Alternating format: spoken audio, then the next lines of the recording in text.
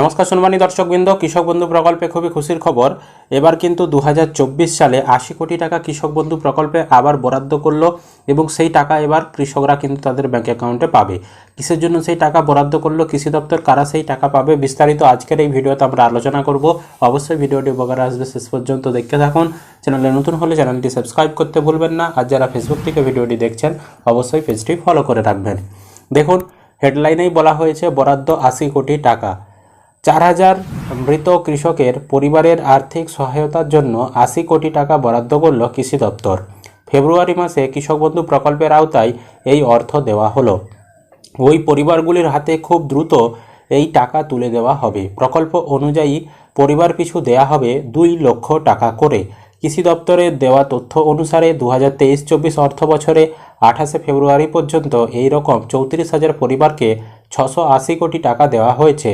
কৃষক বন্ধু প্রকল্পে কৃষিকাজে আর্থিক সহায়তা নেওয়ার জন্য এখনও পর্যন্ত বর্গাদা সহ 1,03,50,000-এরও বেশি কৃষক এই প্রকল্পের আওতায় নাম লিখিয়েছেন। এর মধ্যে 23-24 অর্থবর্ষে রবি মরশুমে তাদের ব্যাংক অ্যাকাউন্টে 2,815 কোটি টাকা চলেও গিয়েছে।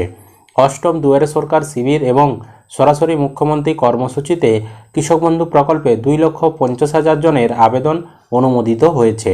যাদের আবেদন অনুমোদন পেয়েছে তাদের ব্যাংক অ্যাকাউন্টে টাকা ঢুকে গেছে। দপ্তর সূত্রে পাওয়া তথ্য অনুসারে 2019 সালে মুখ্যমন্ত্রী মমতা বন্দ্যোপাধ্যায় এই প্রকল্পের সূচনা করেন। সূচনার দিন থেকে চলতি বছরের ফেব্রুয়ারি মাসের শেষ পর্যন্ত 1,07,000-এর বেশি মৃত কৃষকের পরিবারকে 2,140 কোটি আর্থিক সহযোগিতা করা হয়েছে।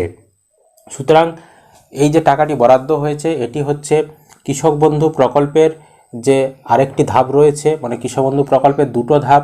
একটা হচ্ছে কৃষক বন্ধু প্রকল্প নিশ্চিত আয়, যাতে কৃষকদেরকে বছরে সর্বনিম্ন 4,000 সর্বোচ্চ 10,000 টাকা দেওয়া হয়।